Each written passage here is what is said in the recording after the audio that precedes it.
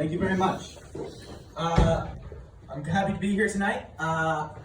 Thank you, Jester, for telling everyone that it's too early to talk about Christmas because I brought 10 minutes of Christmas-related material. Christmas carols is my first joke, too. I'd like to take a moment to talk about what I consider to be the strangest Christmas carol of all, and I think it's flown under the radar for far too long. And I'm not talking about Santa Baby, which is, normally brought up because it sexualizes a fictional old man, or, the ever problematic baby It's Cold Outside. No, I'd like to talk about We Wish You a Merry Christmas. Are you guys familiar with this song? It's a very well-known song. It's meant for people going door to door caroling, yet people don't seem to realize what a strange song it is. Everyone just knows, we wish you a Merry Christmas, we wish you a Merry Christmas, we wish you a Merry Christmas and a Happy New Year. But people don't seem to realize that the second verse of that song is batshit crazy. The second verse of the song goes like this. Now bring us the figgy pudding, now bring out the figgy pudding, now bring out the figgy pudding, bring it out right now. Something like that. And I wasn't expecting there to be very many people here either. That part always confuses me, because that's not how you talk to people. Especially when you're a guest in their home. You don't walk up to people and start demanding food from their pantry. If I was at someone's house, if I was a guest, and I had a hankering that could only be curbed by figgy pudding, I would at least go about it much more subtly. I'd bring it up politely, like, it's the strangest thing. I seem to be hungry. And you know what I could really go for right now? Some figgy pudding. It's weird. I really want some figgy pudding. And then my host can let me know about the figgy pudding situation in their household. They can let me know, oh, that is weird. We don't have any figgy pudding. And I'll go, oh, well, I guess I'll just pick some home on the way up, I just said pick some home on the way up, didn't I? Shit. Okay, moving on. Or my host could say, you know what? We have some figgy pudding, actually. It's just in the next room. Would you like some? No, I wouldn't want to intrude. I don't want to be a bother, really. No, really, it's no problem. It's just sitting there. I would love for you to have some. Well, if it's no trouble, it would really make my day. And then I can get my figgy pudding. After asking politely. What I wouldn't do is walk up to someone's house, knock on the front door, and say, bring me the figgy pudding. No, bring it out right now. Bring it to me. I'm not coming in.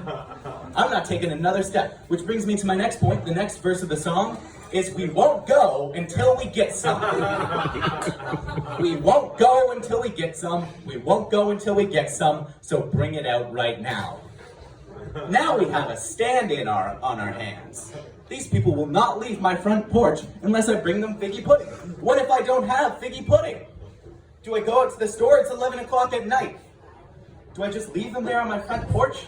I feel kind of bad about it, although I don't really have any obligation to them since they just knocked on my door, started singing, we wish you a Merry Christmas, and then hustled right into the bring out the figgy pudding part. That's another thing. This song, the first verse is we wish you a Merry Christmas, and then the next two are about figgy pudding. At this point, the song's more about figgy pudding than it is Christmas at all. This is not a Christmas carol, it's an ode to dessert.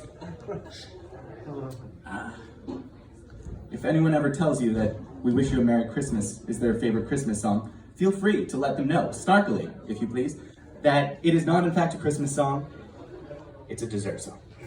The Purge! It's the Purge? It's the Purge. What's the Purge? Well, we're not leaving yet some. We're not leaving until we get some, I guess. I suppose in that sense it is the Purge, I guess. The next weird Christmas thing that people don't talk about, the three wise men.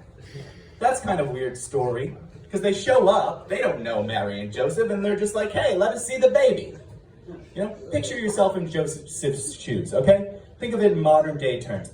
Your wife just had a baby, they cut the cord, still haven't had a chance to properly wipe down the baby yet, and 3 Korean businessmen knock on your front door, letting you know that they've come all the way just to see your baby, and they've brought gifts. Gifts of gold, and strange ointments that kind of look like drugs. At this point, kind of looks like a transaction, doesn't it? Am I selling my baby right now? What do they want to see the baby for? I'm sorry, sirs. How did you hear about our baby? Astronomy? The stars told you about my baby? Okay. Please leave. Please and thank you. It is the Christmas time. I can feel it. Oh, did I just... Here we are. I can feel it in the air, especially at my work. I work retail, and when you work in retail, surprise, surprise, people are not nice to you during the Christmas season. You think, oh, it's the Christmas season, everyone will be jolly. But no, people are tense. You can feel it. I work at a place, I will not say its name, but it sounds a lot like sloppy buck farts. And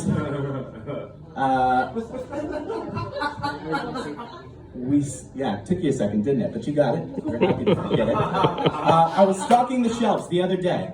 And a woman walked up to me, and I could tell she was angry because she was walking with purpose. Where are the face shields? I'm sorry, pardon? Where are the face shields? I haven't seen them here in a while. I don't think we sell them anymore. We don't sell them anymore. No, we don't sell them anymore. And she walked away. Now, I'm a good employee. Normally, I would go check in the back to see, just, to ease their mind. But I'm really sure in this case that we don't have what she's looking for. So I did.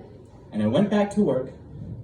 And 10 minutes later, I'm still stocking the same shelf because people keep interrupting me. And she appears next to me like a phantom. Scares me. She says, "Where are they?" What? Where are they? The face shields? Yes, where are they? I'm sorry, ma'am. I thought I told you that we actually don't carry them anymore. No, where would have them? Like other stores? Yeah. And I get this question a lot. I get people asking me what stores would have stuff, and it honestly annoys me quite a bit because they're talking to me in the store I work in. That's the only place I know about. I don't know what other stores have. What does this look like? Gimbals and Miracle on 34th Street? No. This is what I know about. This is my land. But I said to her, maybe Dollarama. Maybe Dollarama would have them. And she has the audacity to say, Dollarama? Huh. Like she doesn't believe me.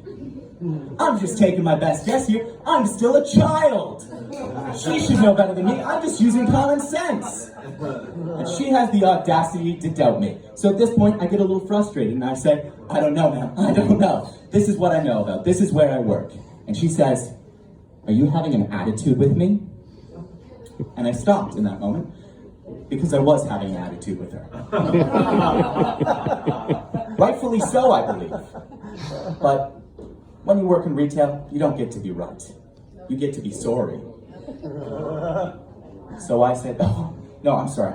I just really don't know. Walmart maybe, because if Walmart doesn't have it, nowhere does.